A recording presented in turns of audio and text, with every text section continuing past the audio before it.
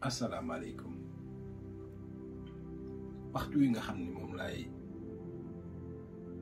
bind li nga xam ne moom laay jàng sama doom Sidi Souleymane Seck mi ngi génnee ci kasu Mbuur bi ñëm ci suñu kër googu nekk ci Saly xale bu toll noonu nag nga xam ni fukki at ak juróom-ñeent la am mu génnee ci lu mel nii dafa laaj ma taxaw ko loolu moo tax ma jël dogal ci sama dund ni damay jóge ci li nga xam ni mooy vie publique bu Sénégal maanaam damay noppee bokk ci ñiy wax wala ci ñiy wax ci biir Sénégal ngir mën a am jotu toppatoo sama doom jooju. asalaamaaleykum mbokki patriote yi gars yi ñu ngi ziar ñëpp di déggee ñëpp di ñaanal ñëpp jàmm di ko ñaanal suñu bopp di ñaanal Sénégal yàlla suñu borom defal leen jàmm defal ñu ko. Votre chronique quotidienne de Jim Ndiaye votre frère tey je vais parler sans aucune surprise si vidéo Cheikh Yérim Seck bi. Cheikh Yérim Seck dafa def benn vidéo bi mi ngi ci wax ni bés ni ki tey bàyyi na maanaam di wax ci landernu politique bi di wax ci li mu xalaat ci lépp loo xam ni politique la maanaam il sera plus au devant de la scène di wax. li ko waral nag nee na doomam dafa génn prison mi ngi jugee prison ba di dem këram di nekk Saly nee na day toppatoo njabootam. maa ngi gis ni li ma ci jàng ci vidéo bi mooy amour bi mu am pour doomam cofeel bi mu am ci ay jabaram ak préoccupation bi nga xam ni daf ko am ci yaayam nee na dafa tawat yàlla na ko yàlla may tan te guddal ko fan bàyyi ko sa kanam waaye lenn dafa am àdduna rien n'est gratuit dans ce monde tout s'expie le bien comme le mal tout se paie tôt ou tard. Louis Ferdinand moo ko doon wax Louis Ferdinand Céline rien n'est gratuit. Cheikh Yérim sa doom bi nga xam ne dafa duggoon prison génn duñ ko juger parce que man j'ai dit que xale la peut-être def na erreur comme nous tous on l'a fait à un certain moment de notre vie yow tamit def ngay erreur sa àdduna comme góor bu nekk mënoon nañ ko ci jàpp bu la jigéen bu nekk tëj la yàlla rek moo xam nous sommes pas aptes à te juger pour les faits. Des faits que toi tu as fait et ceux de ton fils mais ñi nga xam ni yàlla suñu borom ak ñi nga xam ni ñoom ñoo yaakaar da nga leen tooñ ñoom ñoo incombé baal la wala déet mais du ñun ñoo lay jugé liñ lay jugé rek mooy li ñu bokk ñun ñëpp li nga xam ni moo ñu boole muy Sénégal nag day vivre loo xam ni ñëpp xam nañ ko muy lu metti ñu am ay dirigeants yoo xam ni dirigeants yoo xam ni bëgguñu seen population gëmuñu seen bopp ñu def fi ay béfi yoo xam ne ay doomu jàmbur lañ ko teg yow mi naan say doom fa lay ñëw mars dañ jógee mars 14 personnes dee 14 personnes yi bi ñu dee tu as amputé ça à Ousmane Sonko musoo cee wax loo xam ne plaide à leur cause pourtant ñooñu noonu seen yaay ak seen papa ak seen yaay waxuñu jox leen amour wala bay def ay sacrifice pour toppatoo mais dootuñu leen gis ci àdduna waxoo ci lenn nga toog ci télé di wax am na ñoo xam ni jabaru jàmbur yoo xam ni nga jël exemple Mariama Sagna rey nañ ko te mosoo plaider cause boobu jàpp nañ ay jigéen fii ay jigéenu Pastef ñuy marche pacifiquement ñu jàpp leen humilier leen jàpp leen tëj leen pendant des semaines ay jabaru jàmbur lañ mosoo cee wax am na ñoo xam ni seen yaay système sanitaire bu bon boo xam ni état Macky Sall daf ko teg su feebaree xalaatuñ ko faj amaana sa yaay am nga loo ko fajee te yàlla na wér am na ñoo xam ni tey seen yaay su amee insuffisance rénale ci loo xam ne benn dialyse boo xam ne mi ngi nekk 8000 francs ci yenn dëkk yi Sénégal 60 000 la manque de volonté politique sanitaire ci muy secteur yu bëri nag musuñu dégg nga wax ci je n'ai jamais entendu nga wax ci. Cheikh Yérim il est très facile pour mën nga ñëw parce que Cheikh Yérim maa ngi fàttaliku bi may njëkk a tase ak yow c'était en 2013 ci aéroport ñu tase aéroport nga wàcc may wàcc may ñëw Sénégal ñu tase ma seen la ñëw nuyu la xam naa ni boobu tu fais pas attention parce que tu étais au devant de la scène ma amoon admiration ci yow admiration bi ma amoon ci yow mooy ma doon gis un Sénégalais comme nous di wax ak président yi gën a mag c'était pas donné à tout le monde ma ne la grand moi je t'admire quoi nga ne ma merci nga continuer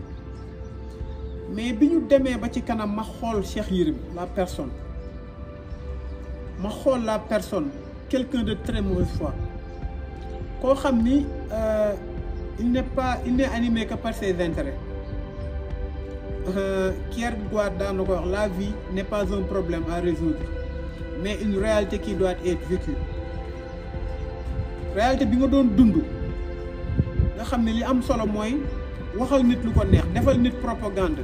foo xam ne dëgg la nga teg fa fen foo xam ne fen la nga teg fa dëgg pour am gain loolu amul lu muy jariñ nit ci àdduna terewul sa doom ñu tëj ko sa doom violé terewul sa waajur bu jigéen mi ngi feebar te peut-être mënoo ko faj yàlla na wér nag terewul yow nga perdre crédibilité boo xam ni da nga ko amoon Sénégal Cheikh Yérim depuis un certain moment man j'ai appris de par certitude que tu as une maladie de stress genre dépression nga am li la ko indil nag mooy sa manque de crédibilité bi nga amoon Sénégal parce que bi ngay ñëw Sénégal tu avais une volonté politique da nga bëggoon yaakaaroon ngi ni ñu la xamee ak li nga def ci politique war nga mun a ñëw nekk un leader politique boo xam ne peut-être il est présidentiable soo continué woon sur cette lancée nga nekk du côté du peuple mënoon nga ko nekk waaye peuple bi dafa am ñu ko constitué actuellement du suñuy papa mais une jeunesse ñu xam ñu dund ñu jàng ñu gëstu xam luy dëgg ak lu dul dëgg gis nga Mauriac da ko doon wax livre am bu ñu wax le jeune homme nee na notre vie vaut ce qu'il nous a coûté d'effort effort bi nga def yëpp pour être de très mauvaise foi ça se retourne contre toi Cheikh Yérim nee nga ñu wàcc la ñu cëppale sa famille waaye bul fàtte ni Ousmane Sonko mi nga xam ne pendant tant d'années depuis bi ñu ko xamee ba léegi yaa ngi bind ci moom Cheikh Yérim Ousmane Sonko dara invité dañ la invité nga nekk journaliste bu mu respecté ci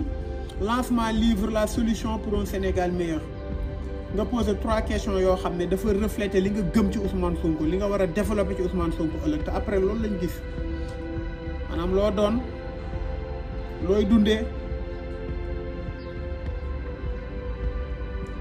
nga ne ko loo doon ñeen nit ñi nee nañ xaw ma salafiste nga affaire yooyu nee nga ko si système bi nga bokk nee nga ko looy dundee mu tontu la si ñett yëpp mu leer nañ loolu kenn du ko fàtte waaye bi nga jógee si yooyu point yooyu nga wax benn bu nekk Ousmane Sonko loolu nga kon ne di ko développé depuis 2016 ba léegi saa su nekk yaa ngi bëgg a def si bopp nañu Ousmane Sonko c'est un produit du système saa su nekk yaa ngi bëgg a gëmloo Ousmane Sonko que gëmul sax affaire wu murit ak tarixa yaa ngi gëmloo nit ñi dañuy wax si suba si guddi gi ñooy ànd yaa ngi koy gëmloo nit ñi yaa ngi gëmloo nit ñi que nit ñi intérêt rek parce que yaakaar nga ni nga mel moom la ñëpp mel yaa fi toog ne Ousmane Sonko Tilaw Oil moo ko financé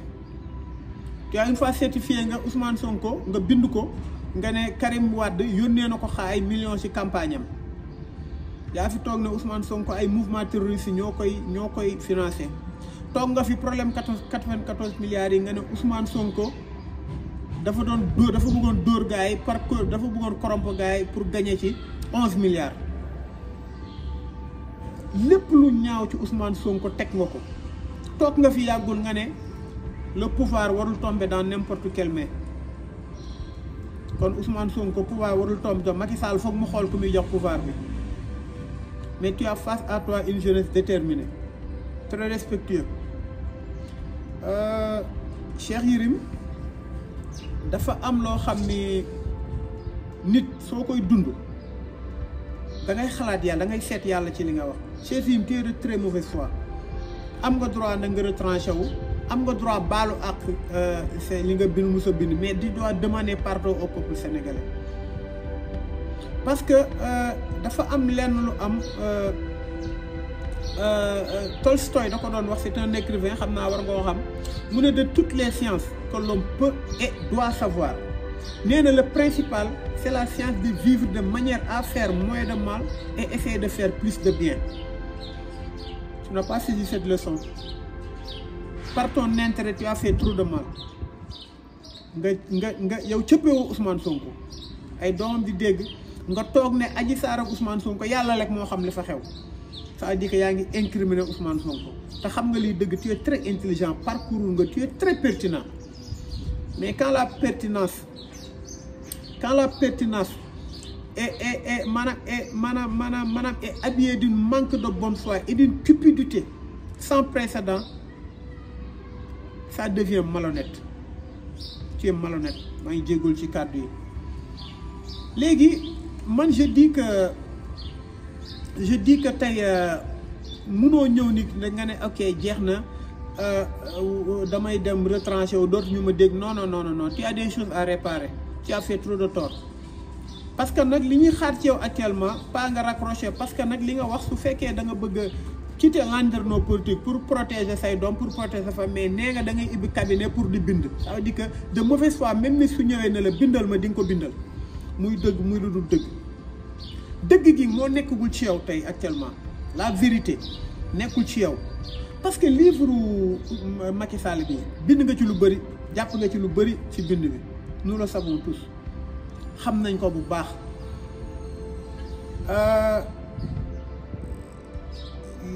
am na benn écrivain bu tudd Kierkegaard c'est un Allemand nee na la vie n'est pas un problème à résoudre mais une réalité qui doit être vécue loolu mooy foofu nga toll léegi nag on attend de toi pas des excuses parce que munoo nekk pendant des années ngay joxe de fausses informations ngay joxe loo xam ne leer nañ li dara du ci dëgg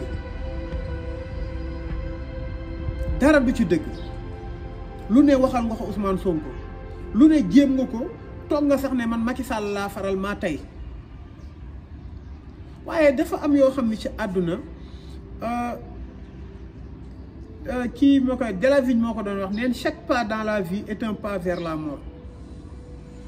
mu teg ci ne chaque pas dans la vie vers la réussite et l'ambition est un pas vers la mort gis nga nit da ngay nekk topp sa ambition nekk ci xaalis rek oto yu rafet ngay dawal am nga kër Saly xam naa à ce que li nga wax am nga kër Dakar am nga ay kër fu ne am nga fa kër mais tu n'es pas heureux et xam nga ni chaque pas boo dox yaa ngi dem vers la mort te da nga perdre lu am solo maanaam la crédibilité modèle nga woon sur la jeunesse mais jeunesse fii bis loo génn rek soo xoolee commentaire yi di nga comprendre xam nga li la daal Cheikh Yérim moo dal Youssou Ndour détresse boobu lay dund il essaie de maquiller ça mais Youssou Ndour il a fait 40 ans de carrière je pense 40 ans de carrière yi Youssou Ndour musul def show jooy mais la moo tax bi mu demee arena bi di fa def show mu jékki-jékki jooy c'est pas parce que nit ñu bëri ñoo tax mu jooy parce que Youssou Ndour tàmm na bain de foule xam na loolu ay tubaab da doon dem Europe gars yi ay show yu mag ba moo tax mu jooy parce que dafa xool foule bi xam ni foule bi ñi ngi ree ñi ngi kontaan par rapport ak li muy woy mais sa personne n'est plus crédible aux yeux des Sénégalais te loolu mooy dépression bi gën a metti ci àdduna mais il n'est jamais trop tard pour bien faire il faut nga revenir du côté du peuple nga xool peuple bi lan mooy seen problème nga toog di ko wax gis nga Jean-Paul Sartre da ko doon wax nee na on meurt toujours trop tôt ou trop tard nee na et cependant la vie est là terminée tu n'es rien d'autre que ta vie nee na da ngay teel a dee wala nga yéex a dee waaye nag sa dund ngi nii dund bi jeex na nit nekkul lu dul dundam ñun sosaluñ la xëy ñu bañ la waaye nit ku nekk sa dund lañ la mun a jàppee lañ la mun a juger bu kenn ne dañoo acharné wu ci kenn parce que combat bii ñuy mëne Cheikh Yérim je te dis que gënoo ñu dund Cheikh Yérim gënoo ñu baax dund je te le dis dàqoo ñu liggéey su fekkee lu leew la dàqoo ñu ko dàqoo ñu am mais à chaque fois pour man la vie n'a pas de sens su fekkee tu as une belle vie et autour de toi il y a la souffrance man la souffrance je le pressentis dama koy sentir man noonu laa mel quand su may dawal ci télé bi li may xool mooy les trottoirs kiy jaay ndaamaraas kii maanaam ku nekk kii non je te jure gis nga dafa am lu garaaw loo xam ni da leen dal yéen ñi nga xam ne alal rek ngeen gis xam ngeen ni dee am na mais nangu woo leen jóge ci dund gi benn écrivain bu tudd Green moo ko doon wax nee na nous sommes tous résignés à la mort c'est la vie que nous n'arrivons pas à nous résigner livre bu ñuy wax fond du problème léegi nag comme je le dis tu es très intelligent te d'une manière communicationnelle tu as été intelligent parce que tu as voulu jouer dans le sentiment des Sénégalais même sa vidéo bi xam nga mënoon nga def vidéo bu leer professionnel nga wax mais tu as montré maanaam en informatique en image tu as montré une image de détresse maanaam vidéo bi soo xoolee dafa flou ni nga ko filmer parce que dafa am loo bëgg a wane foofu soit tu es de très mauvaise foi nga bañ nga def diversion pour nit ñi bañ a di wax ci doomu Cheikh Yérim génn parce que fii dara mënu fee nëbbe doomu Cheikh Yérim génn pourtant am na ñu nekk ci kaso bi tout ça non du loolu noonu su fekkee loolu nga ci jublu yaa ngi nax sa bopp waaye il est temps Cheikh Yérim ngeen revenir parce que le changement est imminent cette jeunesse bi ma gis nii suñu bakkan lañ ci teg képp ku ñu nar a sëlëm dañ lay fël ci àll mënoo ci dara képp ku ñu nar a faagaagal dañ lay faaga projet bi ñu nekk nii pour Sénégal changer ñun ñoo ko mën parce que dox nañ xam nañ Sénégal a les moyens soo waxee nag ñu ne non da ngeen di toog naan non booyu Sonko yi jàppal baal comme si ñeen da ngeen ñi benn stigmatisation intellectuelle boo xam ne yéen ñun nous sommes des idiots nous sommes pas intelligents on fait que insulter je n'ai jamais insulté pourtant je dis ce que je pense jëlal soo liiree benn écrivain bu ñuy wax Rousseau dans son livre bi nga xam ne mi ngi tudd Émile mi ngi ci naan l'homme qui a le plus vécu n'est pas celui qui a compté le plus d'années nee na nit ki nga xam ne moo ëpp li mu dund moo gën a gudd fan nekkul ki nga xam ne moo ëpp at yi mu dund mais c'est lui qui a le plus senti la vie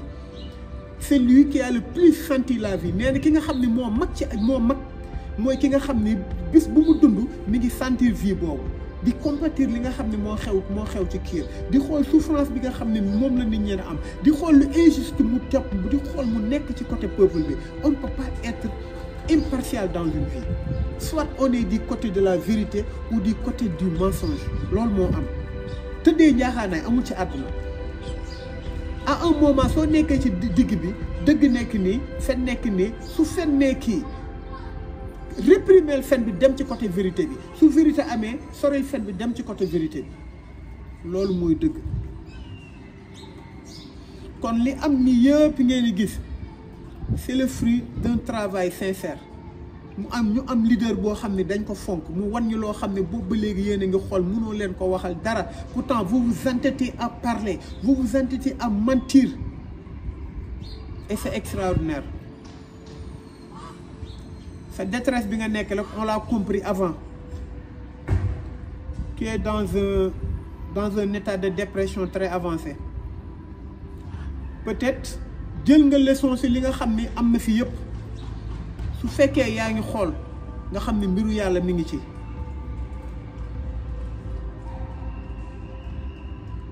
su fekkee yaa ngi ci nga xam ne mbiru yàlla mi ngi ci ngeen xam ni li Shakespeare doon wax nee na c'est perdre la vie que de l'achever par trop de soucis d'argent nee na koo xam ne souci am rek la am kooku ñàkk na àddunaam Shakespeare moo ko doon wax kon tey mi ngi noonu loolu laa amoon lu ma ciy wax te di la wax ni lépp loo xam ne yaa ngi ko dund ko mu metti ba tax tey nga bëgg a quitter lépp nit dund na ko chaque jour nga ciy teg sa bët di ko lëmas di ci teg sa loxo pour tey di wax loo xam ne de très mauvaise foi au dépens d'autres pères de famille bi nga doon au dépens d'autres fils d'autrui au dépens d'autres familles au dépens d'autres mères d'autrui maanaam lépp looy def rek da nga koy def nga wax loo xam ne tegoo ko fenn ay famille di ci souffrir ay papa jàmm di ci souffrir ay doomu jàmm di ci souffrir te tu n'as aucun regret kon tey loolu moo la rattrapé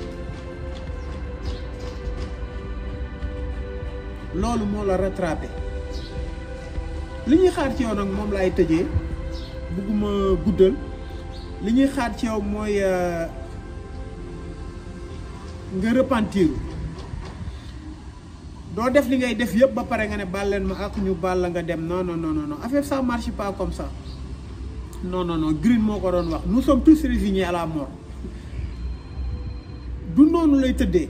da ngay ñëw nga réparer li nga xam ni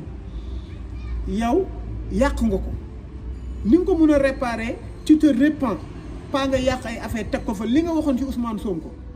ci loo OL moo ko financé ba léegi jë excusé wu Ousmane Sonko xaalis la bëggoon ci famille Yaga Diouf ba léegi tu t'es pas excusé Ousmane Sonko li mu def ak Adji Sarr ba léegi tu t'es pas excusé au début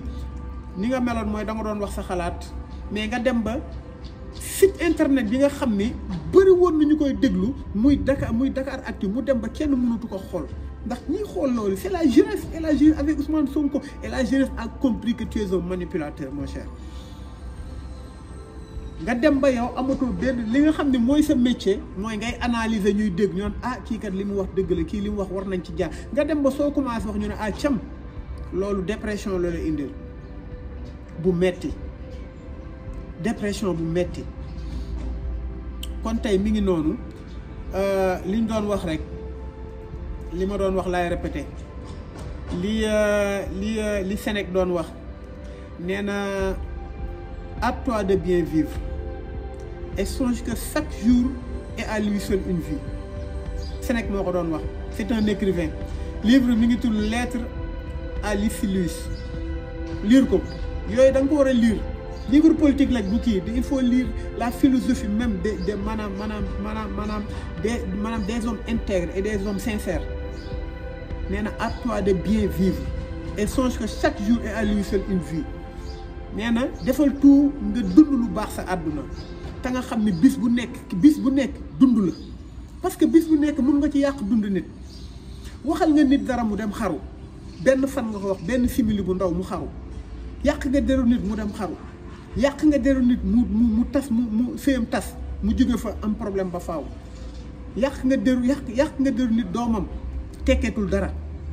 kon wax il faut peser avant de parler vous avez fait trop de mal aux populations à la population sénégalaise vous avez fait trop de tort causé trop de tort au président Ousmane Sonko li ko intéressé lépp mooy Sénégal bu jëm kanam léegi nag def nga say excuse mais on t'excuse pas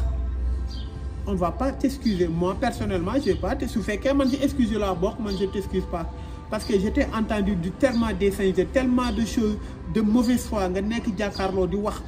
dem nga ba ne Khalifa Sall lu la mësal xel nitu rek nga nekk Cheikh Yérim dem nga ba ne Khalifa Sall mi ngi wax xaw ma mi ngi kii dox na ci pour mu doon premier ministre pour yàq xelu sénégalais yi pour Sénégal Khalifa Sall lii pour indi benn doute loolu nga nekk tu as semé le doute pendant combien d'années au Sénégal tu n'es pas un modèle mon cher tu n'es pas un modèle man awma lu may jàng ci yow actuellement li may jàng ci yow rek mooy tey nga dem ba une capacité maanaam de discernement nga xam ne tey àdduna bi ni mu war a tëddee mooy faut pas avoir peur de recommencer à zéro il te faut recommencer à zéro il te faut s'excuser des Sénégalais il faut rectifier le tir nga xool li nga xam ne moom la jeunesse sénégalais bëgg moom mooy développer Sénégal su dee Ousmane Sonko la jàppale ko nga wax ci moom dëgg nga wax li nga xam ne yëpp moom nga doon wax ay sos la nga repentiru jéggalu ñu continuer ak yow bëggaat respect bi ñu la joxoon nga xam ne modèle nga dañ la doon xool di bëgg mu continuer mais sans ça on n'est pas dupe on va pas ñëw naan ay non pourtant non sa waay lii nañ ko kii ndeysaan non we don't give a fuck about that man loolu ça nous importe pas ñun on connaît tu as fait plein les postes au Sénégal li nga gagné Sénégal gagné woo ko sax Jeune Afrique en véhiculant des informations de mauvaise foi et de fausses informations. À chaque fois que tu as eu l'occasion, tu as détruit quelqu'un. Alors, on t'excuse. Pourquoi? Va vivre avec ta famille. Occupe-toi de tes enfants. Demal nga toppatoo sa famille. Et toogal nga xalaataat. Xoolal sa doom. Futur ban futur nga ko bëggal. Est-ce que futur bi nga ko bëggal? Am nga loo fajee sa doom, am nga loo génn sa doom, am na ñoo xam ne seen doom def na benn délit amuñu luñ ko jëndalee avocat. Sa doom def na délit boo xam ñi ko def ñi ngi 10 ans ci kii bi. Def nga benn crime boo xam ne bu ma sax délit crime boo xam ne tey li nga fa waroon toogoo fa. Kon alors il faut nga fay sénégalais loolu nga ñëw. Il faut te battre pour la cause juste des Sénégalais, des plus démunis, de la pauvreté, de l'inégalité. La légalité des chances dafa war a am pour loolu yow nit nga koo xam ne soo waxee dañ lay dégg parce que bëri na ñoo xam suñu waxee on s'en fout ay temps góor jigéen fii ay Fatmata Ndiaye Fouta Thiaga ay Moustapha Diakhaté ay ñooñu garaawul parce que ñooñu ay Sidi Diop Fall ñooñu dañ lay jàppee comme des ñoo xam ne du ñu ay nit ñooñu c'est des ratés. Mais yow, tu es quelqu'un dans ce pays. Quand tu parles, ça nous fait très mal. On a toujours fait face à toi parce que ne crois pas que tu es plus intelligent que nous. Tu apparais plus intelligent que tout le monde, mais tu ne l'es pas. Nous, on réfléchit. Alors, tu vas te repentir. Tu vas te remettre en question. La population, on t'a aimé comme on t'aime, mais on te méprise actuellement. Ce sont tes actes qui sont répréhensibles. Et il faut rectifier le tir. maa ngi ziar ñëpp di bëggee ñëpp di ñaanal ñëpp jàmm di ko ñaanal Cheikh Yérim Seck yaayam yàlla may ko tan mu jug ak jàmm yàgg ak yow ba ci kanam sa doom tamit xaw ma nu mu tudd yàlla suñu borom defar ko aar ko ba ni nga xam ne lii dal na ko dootu ko dalati yàlla aar ko sàmm ko aussi defal ko sutur gars yi ñu ngi ziar ñëpp di bëggee ñëw wa salaam